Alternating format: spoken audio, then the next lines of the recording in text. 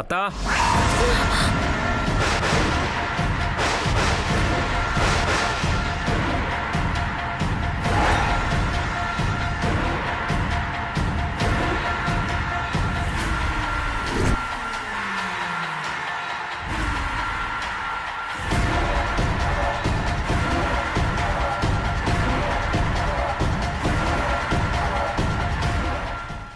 చెప్పు విహారీ.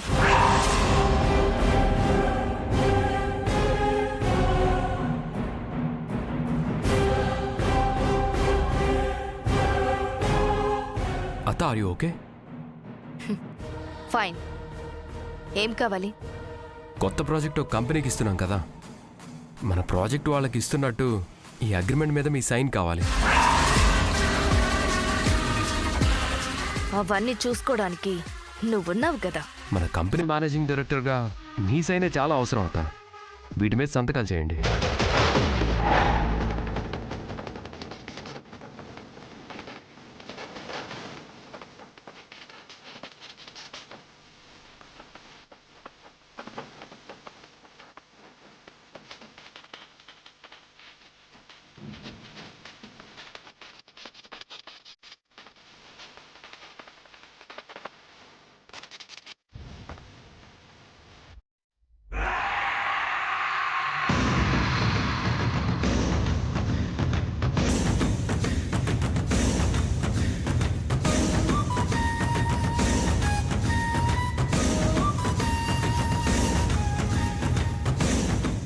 నేను అనుకున్న వాళ్ళకి కాకుండా వేరే వాళ్ళకి ఇస్తున్నా. ఈ ప్రాజెక్టు మీద నేను సంపాదించాలనుకున్నది నాకు రాకుండా ఆపుతున్నావు. నాకు కూడా అవకాశం వస్తుంది విహారీ.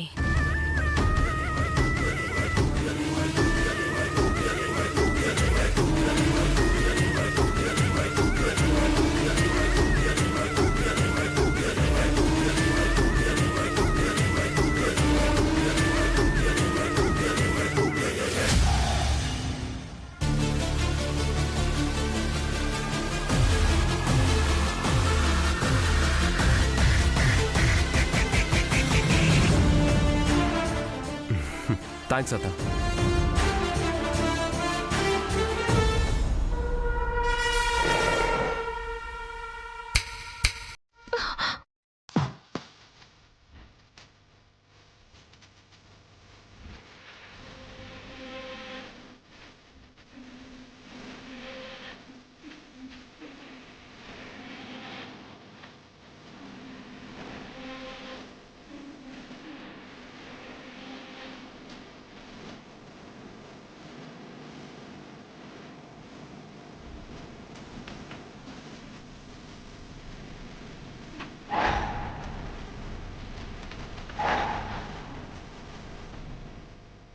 ఇదే నీకు ఫైనల్ వార్నింగ్.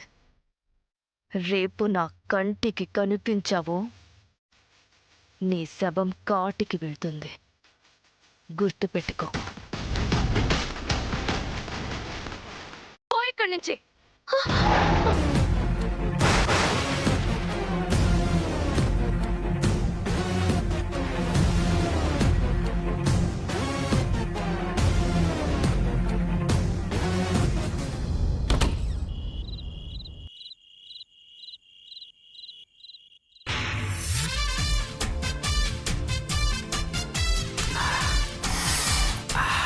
అబ్బబ్బబ్బబ్బబ్బబ్బా లక్ష్మమ్మ, చేపల పులుసు అదరగొట్టేశా. వాసన చూస్తుంటేనే నోట్లో లాలాజల్ మూరిపోతుంది. ఏడు అన్నములు ఈ చేపల పులుసు చేసుకొని ముద్ద కలుపుకొని తింటూ ఉంటుంది నా స్వామి రంగా. నువ్వు కూడా తిందువులే పండు. అందరూ తినేవారు కాగలి కదమ్మా. అప్పటి వరకు నా ఆరాటం ఆగట్లేదే.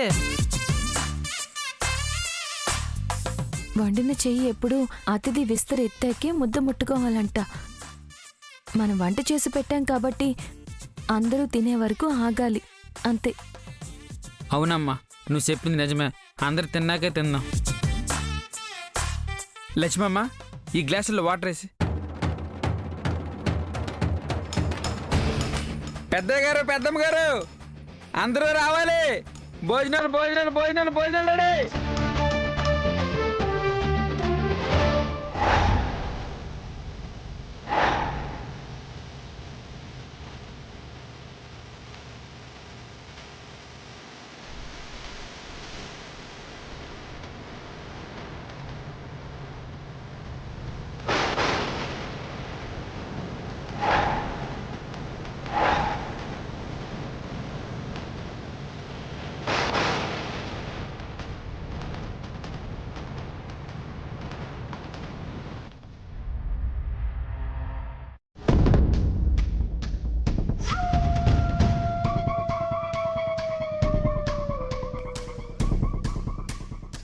లక్ష్మి, ఇక నీ పని అవుట్. ఒరే పండు, అమ్మగారు, దండోరా వేసినట్టు అరుస్తావేంట్రా? దగ్గరకొచ్చి చెప్పలేవా? లంకని తిల్లు కదమ్మా. చివరి మనిషికి చెప్పేసరికి మొదటి మనిషి చెయ్యి కూడా కడిగేదేమోనని. భలే చెప్పావురా పండు. అబ్బా, వాసన అదిరిపోతుంది. ఈరోజు ఏంట్రా స్పెషల్? చేపల పులుసు అయ్యా, మన లక్ష్మమ్మ వండింది. అబ్బా,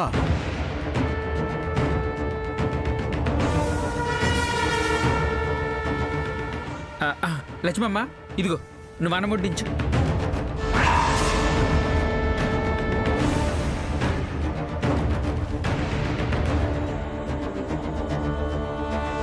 వడ్డించు, వడ్డించరా తొందరగా. అలాగే అయ్యా. ఆ, అయ్యగారు, లక్ష్మమ్మ చేతి వంట మామూలుగా ఉండదు.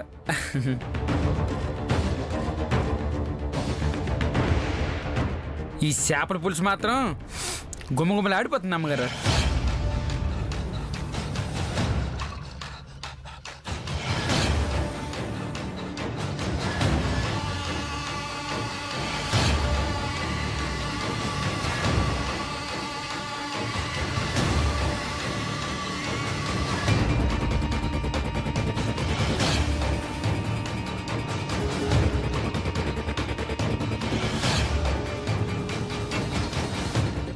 చాలు చాలు.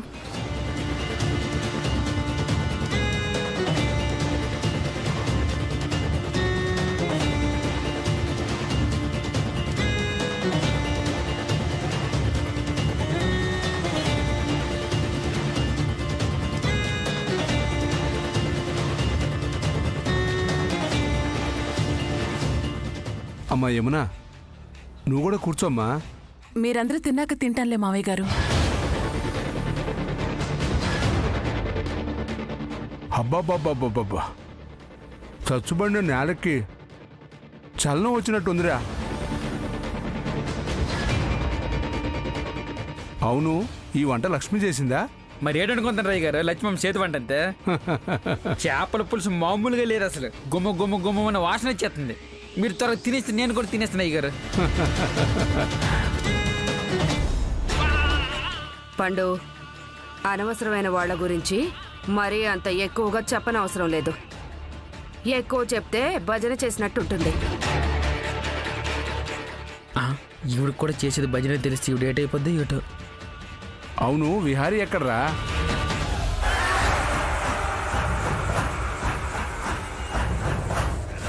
రూమ్లో ఉన్నాడు మావయ్య. రేయ్, విహార్ని పిలుచుకురా. అలాగే అయ్యా. ఇహర్ బాబు,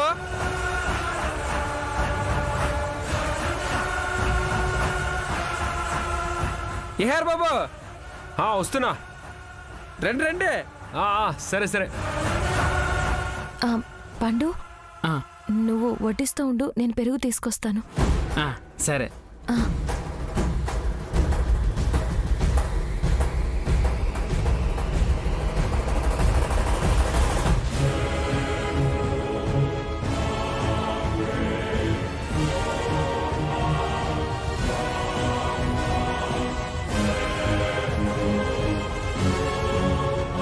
రండి బాబు.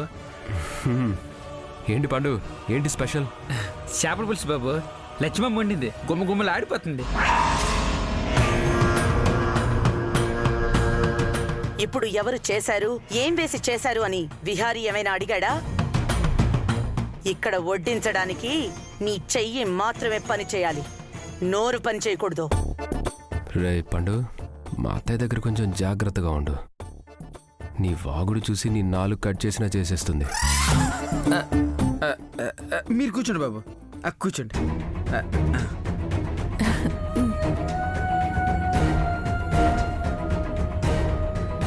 అమ్మా నువ్వు కూడా కూర్చో.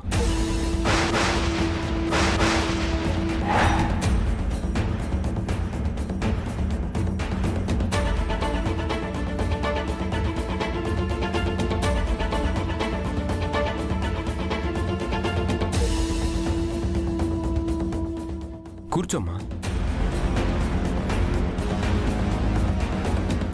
అందరూ సంతోషంగా భోంచేస్తున్నారు. ఆ సంతోషం నా వల్ల పాడవకూడదు. నువ్వు కూర్చో. కూర్చో నాన్న.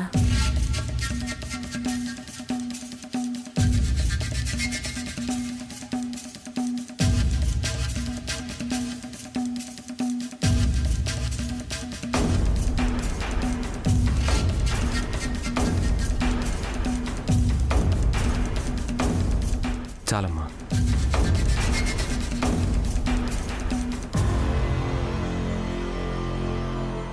ఒరే మనవడా, ఇప్పుడు నువ్వు ఎంత బరువు ఉన్నావో ఒకసారి నీ ఫ్రెండ్కి ఫోన్ చేసి చెప్పు. ఎందుకు తాతయ్య? ఎందుకేంట్రా, రేపు గుళ్ళో నీకు తులాభారం ఉంది కదా.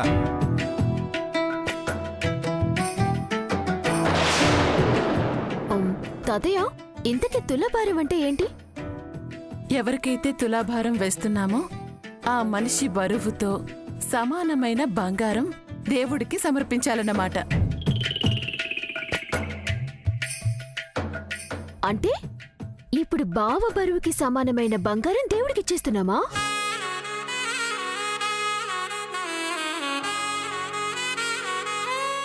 అది కాదు సహస్ర, అంత బంగారం ఇవ్వటం కష్టం కాబట్టి అంతే బరువున్న బెల్లాన్ని తులాభారంలో ఇస్తామన్నమాట. అయినా అసలు ఇవన్నీ ఎందుకత్తయ్యా? దేవుడు దయదలిచి మనం చేసే పనులకి ఎలాంటి విఘ్నాలు కలగకుండా చూసుకోవడానికి.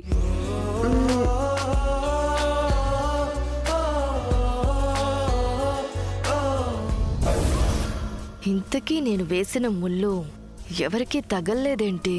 అందరూ లొట్టలేసుకుని తింటున్నారు.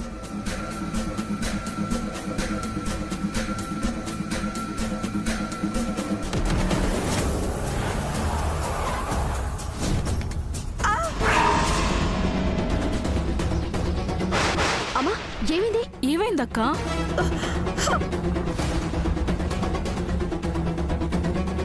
ఏమైందమ్మా? పులుసులో ఏవో ముళ్ళున్నాయి. వదిన గారు, చేపల పులుసు అన్నాక అందులో చేపల ముళ్ళు ఉంటాయి, చూసుకొని తినాలి. పద్మాక్షి, కొంచెం పొడన్నం తిను. చేపల ముళ్ళైతే లోపలికి పోతుంది. అది చేప ముళ్ళు కాదమ్మా, ఇంకేదో ఉంది.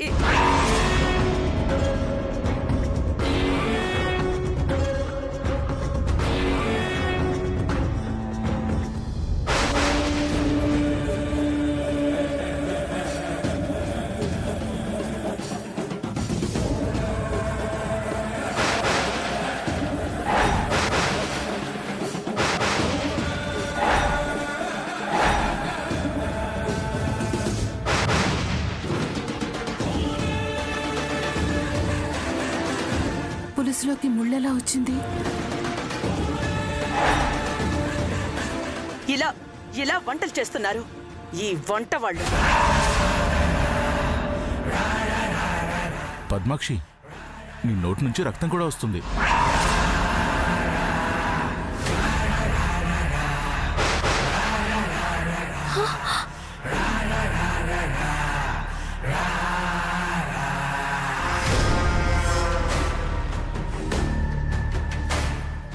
నా రక్తం కళ్ళ చూడాలనుకుంటున్నారు ఇక్కడ కొంతమంది. చెప్తా.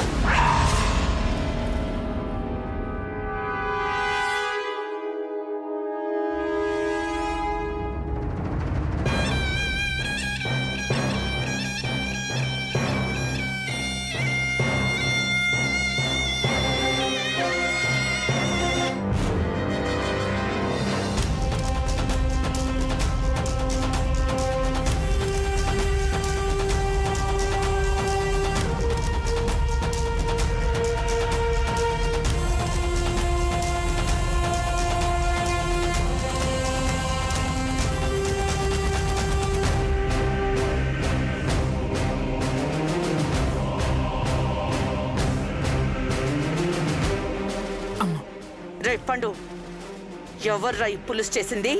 లక్ష్మం చేసిందమ్మా.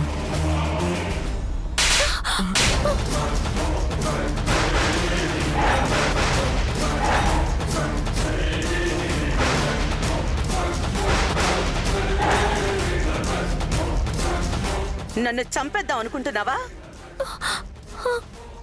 చేతనైతే చెయ్యి, లేకపోతే చచ్చపడ్డట్టు ఒక మూలను ఉండు. అంతేగాని నీ చేతపడి పనులన్నీ మా మీద ప్రయోగించుకో. అసలు నువ్వు మా ఇంట్లో అడుగు పెట్టడమే ఒక పెద్ద దరిద్రం అనుకుంటుంటే మళ్ళీ పులుసు గొలుసు అంటూ మొత్తం దరిద్రాన్ని తీసుకొచ్చి మా నెత్తిన పెట్టకో.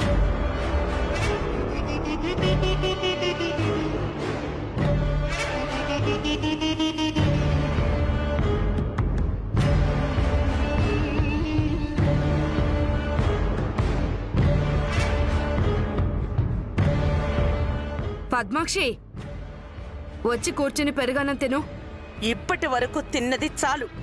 కనీసం రేపైనా ఇలాంటి పిచ్చి మొహాల వల్ల పూజకి భంగం కలిగించకుండా చూసుకోండి.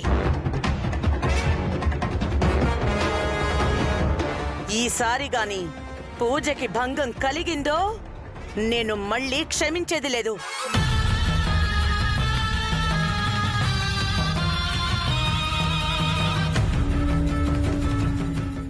ఏంటో ఈ ఇంట్లో కనీసం ప్రశాంతంగా తినే సమయం సందర్భం కూడా ఉండట్లేదు.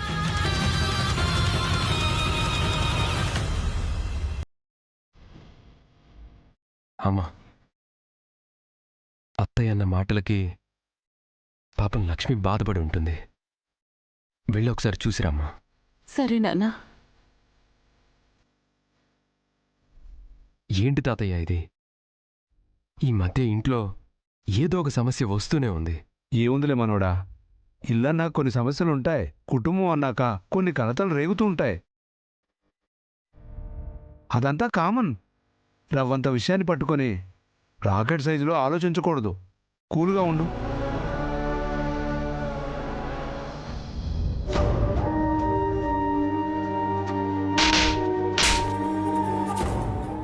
నన్ను చంపేద్దాం అనుకుంటున్నావా?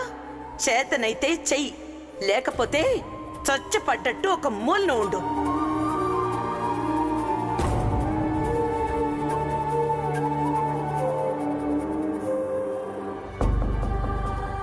లక్ష్మి,